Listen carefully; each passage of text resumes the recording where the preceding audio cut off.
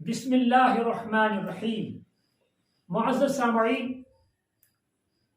آج آپ کے سامنے ایک نصیحت آموز واقعہ آپ کے گوشے گزار کرنا ہے۔ اس واقعے کا تعلق قرآن شریف کا 5واں پارہ، 5ویں پارے کی 5واں رکوع۔ اللہ تبارک و تعالی ارشاد فرماتا ہے وَلَوْ أَنَّهُمْ إِذْ ظَلَمُوا أَنفُسَهُمْ جَاءُوكَ فَاسْتَغْفَرُوا اللَّهَ وَاسْتَغْفَرَ لَهُمُ الرَّسُولُ لَوَجَدُوا اللَّهَ تَوَّابًا رَحِيمًا۔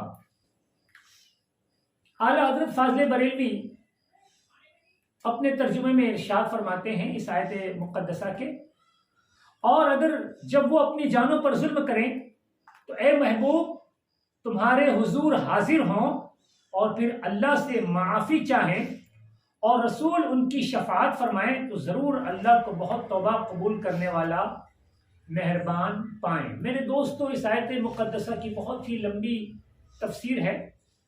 میرا مقصد اس آیت مقدسہ کو پڑھنے کا یہ ہے کہ جو واقعہ میں آپ کے گوشے گزار کرنے جا رہا ہوں وہ اس آیت کے متعلق ہے۔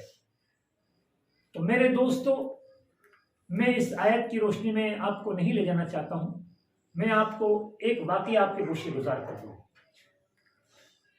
کہ حضرت امام احمد بن حنبل رحمۃ اللہ تعالی علیہ آپ اپنے شاگردوں کو ہمیشہ یہ واقعہ سنایا کرتے تھے اور کہا کرتے تھے کہ آپ اس واقعے کو یاد رکھیں۔ وہ واقعہ اس طرح کہ ایک مرتبہ حضرت امام احمد بن حنبل رحمۃ اللہ تعالی علیہ اپنے مجلس میں بیٹھے ہوئے کہ آپ کا ایک ہمسایہ مجلس میں آیا اور اس نے سلام پیش کیا، تو حضرت احمد بن حنبل رحمۃ اللہ تعالی علیہ نے اس کے سلام کا جواب نہ دیا اور اس سے بے رخی کی۔ وہ شخص جب آپ کو دیکھا اس پوزیشن میں کہ آپ نے بے رخی کر لی ہے تو اس شخص نے کہا کہ اے امام، یہ صحیح ہے کہ میں بہت گنہگار ہوں، میں فاسق فاجر ہوں، جس کی وجہ سے آپ نے مجھ سے بے رخی کی ہے، میں یہ بات جانتا ہوں، لیکن جب سے مجھے ایک خواب آیا ہے اس کے بعد سے میں نے اللہ کی بارگاہ میں اپنے گناہوں سے توبہ کر لی ہے۔ امام احمد بن حنبل رحمۃ اللہ تعالی علیہ نے اپنے ہمسائے سے کہا کہ وہ خواب کون سا ہے جس کی وجہ سے تو نے اپنے گناہوں سے توبہ کر لی؟ تو اس شخص نے پورے خواب کو پوری مجلس میں امام احمد بن حنبل کو سنایا۔ وہ خواب یہ تھا کہ ایک مرتبہ رسول کریم صلی اللہ علیہ وسلم کو میں نے خواب میں دیکھا کہ آپ صلی اللہ علیہ وسلم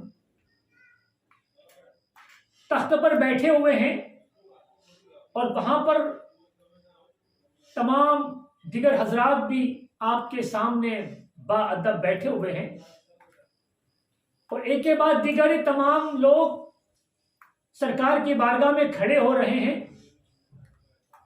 اور اپنے معاملات کو پیش کرتے ہیں، اور رسول کریم صلی اللہ علیہ وسلم ان کے لیے دعا فرماتے ہیں۔ یہ سلسلہ مجلس میں چلتا ہی رہا، حتیٰ کہ تمام مجلس میں جتنے بھی حضرات تھے تمام کے تمام سرکار مدینہ صلی اللہ علیہ وسلم سے دعا لے لی۔ آخر میں بچ گیا۔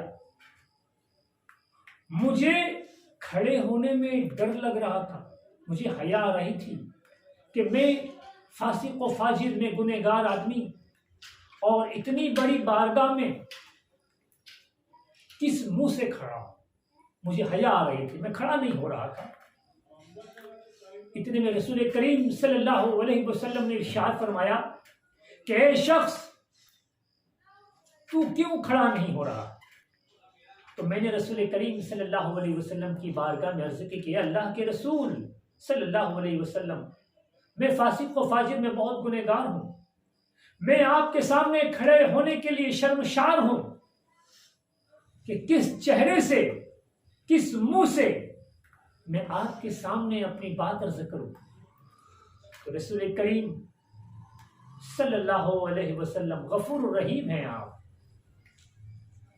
نبی کریم صلی اللہ علیہ وسلم نے ارشاد فرمایا کہ اے شخص تو بھی کھڑا ہو جا اور اپنی بات پیش کر، میں بھی تیرے حق میں دعا کروں گا، اس لیے کہ تو کسی بھی میرے صحابی کا گستاخ نہیں ہے، دشمن نہیں ہے۔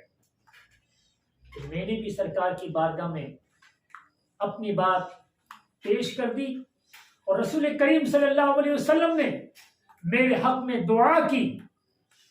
جب جیسے ہی آپ صلی اللہ علیہ وسلم نے دعا کی، میری آنکھ کھل گئی، میں بیدار ہو گیا۔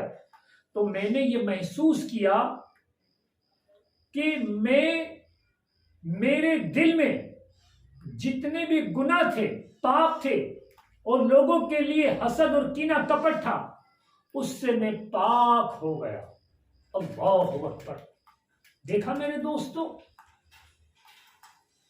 اسی لیے میں ہمیشہ یہ بات کہا کرتا ہوں کہ اے لوگوں، اور خاص کر کے اے پڑھے لکھے جانکار لوگوں، میں کسی گروپ کا نام لینا نہیں چاہتا، لیکن اس میں اہل علم ضرور کہوں گا کہ کسی کی بھی 25 سال 30 سال پہلے کے گناہ کو آپ لوگوں کے سامنے بیان نہ کریں۔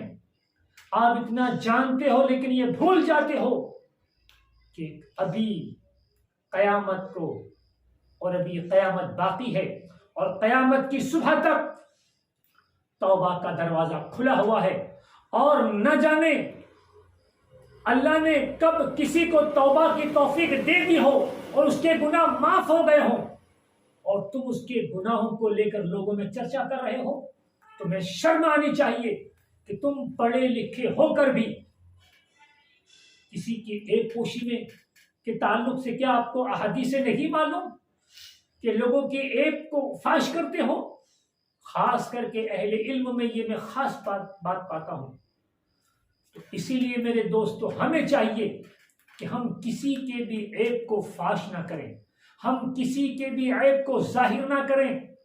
اور عیب کے تعلق سے میرے اور بھی ویڈیو میں نے یوٹیوب پہ اپلوڈ کیے ہوئے ہیں، آپ ضرور دیکھیں۔